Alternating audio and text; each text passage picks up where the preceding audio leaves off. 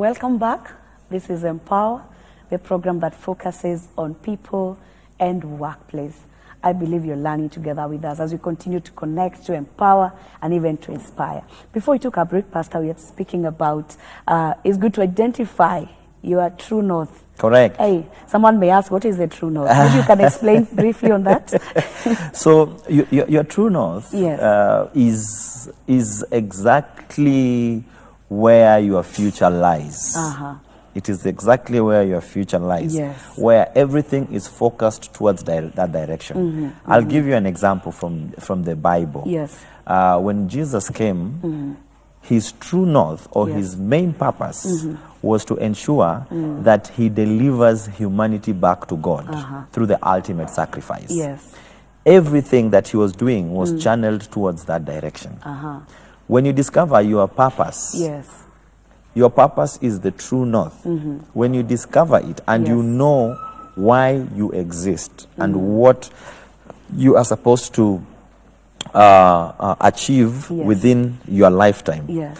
then you begin putting every activity moving towards that direction. Yes. Otherwise, where there is division, then you will never get to the goal Yes. and the direction where God has purposed and designed for you. That's true. Yeah. Wow, amazing.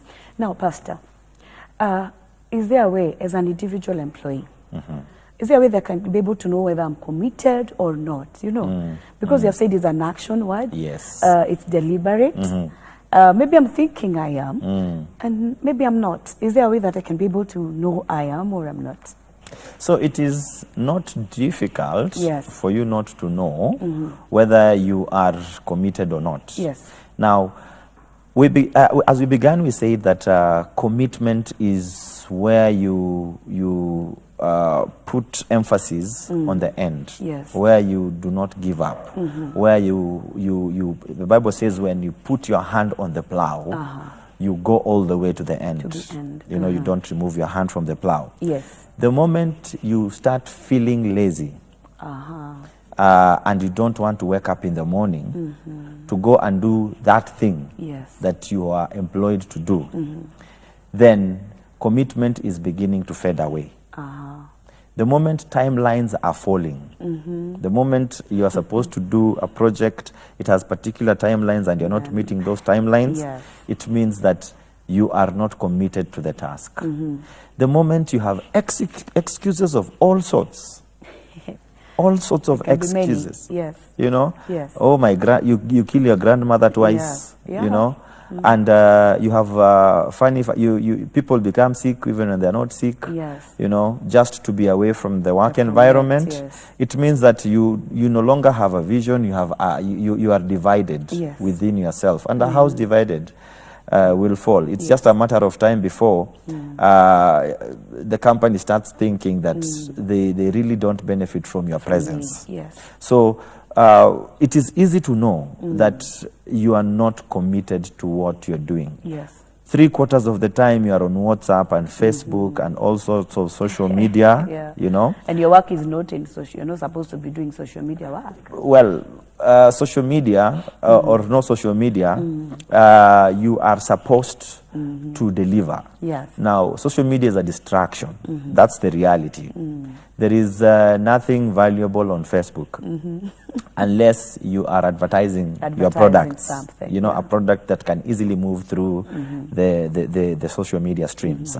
Yeah. But if you're just checking how my team fared, Yes. what so-and-so thinks, you know, there are people who just wake up and say, I've woken up, Yeah. then I'm taking tea, then, you know, it's So you're lunchtime. wasting time instead You- of doing what you're supposed to do within the You are organization. distracted. Yes, you're So the moment distracted. you're distracted and you're not focusing on the main goal, Yes. then commitment is just out of that window. Yes. Yeah. So there are many ways you can know that I am not.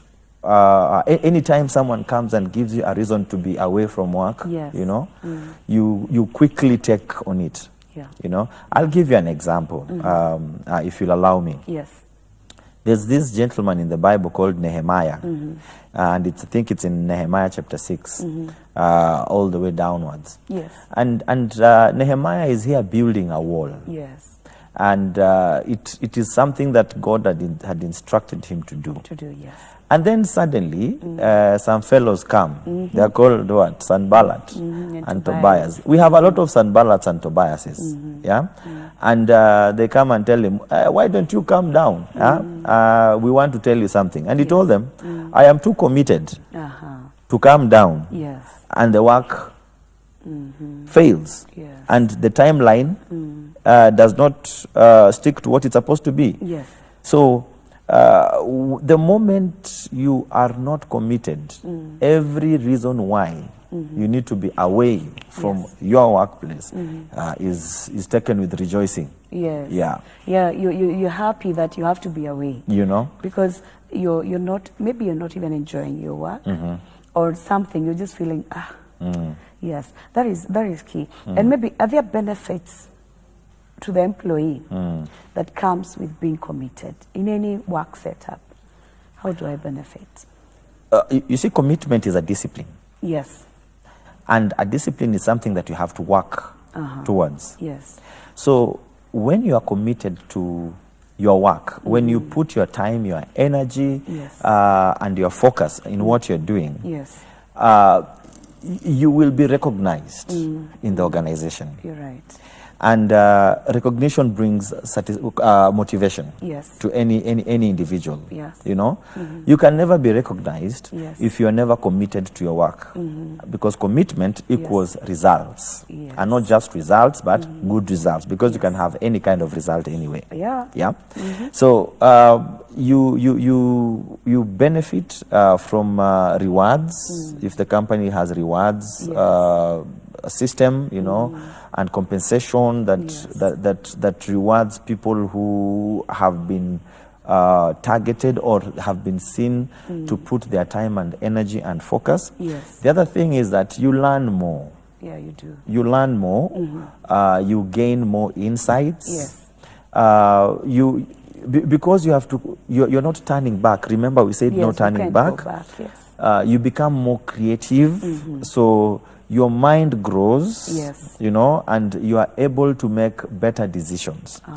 And you can also advance in your career. Yes. From a perspective of levels. If you joined as, you know, just an operations person, it is easy for you to get to supervisory and to management level. You grow within the organization. So there are benefits to the employee if they keep themselves within the discipline of commitment. Yeah. I love that it's a discipline. And I think that's why we feel, I think we don't take it as a discipline. Most of the time as employees, we don't take it as a discipline. It's just something else there.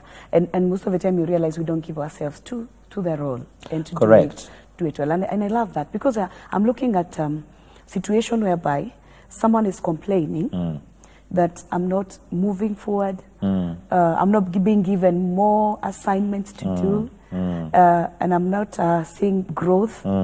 But you should ask yourself a question first. Am I committed to my role? The one I have. It may look small, you know, but you shouldn't despise the small beginnings. Because the moment you take it seriously, even if it's small, it opens you another door to become a greater person. Correct. Because if anything small doesn't grow, there's a problem. Is that a problem? That's called stagnation. Yes. Even without using any specific individual, but people who are vertically challenged, in the sense that they didn't grow to a certain level, you will note that there was something that that didn't happen at a point in life. You know, although God's intervention could also be the case. You know, but it is basically stagnation. When you do not continually commit yourself and push yourself to advance, then you get stuck somewhere, and you will always complain that others are ahead of me. Someone came the other day. Imagine. And I'm left here. I've been here for a number of years. Nothing is happening. They're not looking at me, and you're blaming things that you shouldn't be blaming. Very common stories. Yeah, you just need to. You just need to focus and do your work as you're supposed to do, and you give yourself to it. Correct. I know you don't have a lot of time, but. There is Peter Drucker has a quote that he says, unless commitment is made, There are only promises and hopes, but no plans. That is Peter Drucker who says that unless commitment is made, there are only promises and hopes, but no plans. And I think he makes sense here, because unless you're committed to something, they're just promises, hoping, but they cannot become something. I think Peter Drucker's sense Yes. or perspective on commitment is walking the talk. Yes, Because if you don't walk your talk, it remains a talk. that's the talk. It remains a story. Yes. There are people who are good at that. I sometimes interview people and they tell you so nice things in Hey. the interview room. That is true. My Beautiful. goodness, they can even build a plane. I know. But go to the ground. Yes, we get disappointed. You will be shocked. You'll Yeah. think, my goodness, did this guy even go to any class? And that's that's the problem Yeah. that we have with employees Yes. and employers. Yes. Yeah. Thank you so much. Now, Pastor, I would want us to look at maybe the few minutes that we have. I know we've mentioned the Bible verses here and there we've quoted, but this commitment, especially focusing on the employee, because that is our discussion today, how would you back it up with the Bible? Because we are light, and as Christians per se, we are supposed to be the light. So what did you say concerning it from the Bible? So, you see, unless we deliberately take decisions Yes. to get where we want to get to, we will never get there. Yes. As Peter Drucker said, if you don't walk the talk, then it remains a talk. If God just said, I wish we had human beings, Yes. I wish we could have the sun and the moon. Yes. God actually spoke. Uh-huh. He took that decision and he said, Yes. let there be, let there be. And the Bible says, and there was, Yes, and there and there was, was. and there was. Yeah. Yeah? Our life is based off on the actions that we take Yes. for us to achieve the objectives of why we exist. Yes. Otherwise, we stand the risk of just living a very, very nominal life, average life, Yes.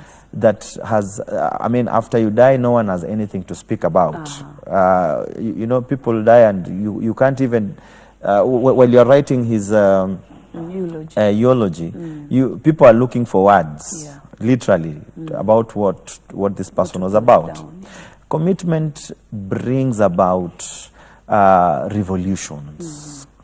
Commitment brings about very huge success. Yes. That when people look at it, they say, wow. Beautiful. Pastor, we have to come to an end our program because time is over. But your last word to that employee who is listening to us and would want to be committed. A few seconds.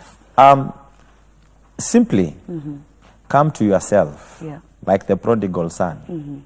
Come to yourself. Yes. Analyze, self-analyze. Do a SWOT analysis. Look at your strengths, weaknesses, opportunities, and threats. Yes. Find out where you are in this life and start taking action. If you cannot take it by yourself, find a coach, find a mentor, find someone that can walk with you. Wow. Beautiful. Thank you so much, Pastor, for coming. We'll Thank continue you. from where we stopped Thank next you. week. Thank you. Thank you. Thank you so much for watching us, listening to us.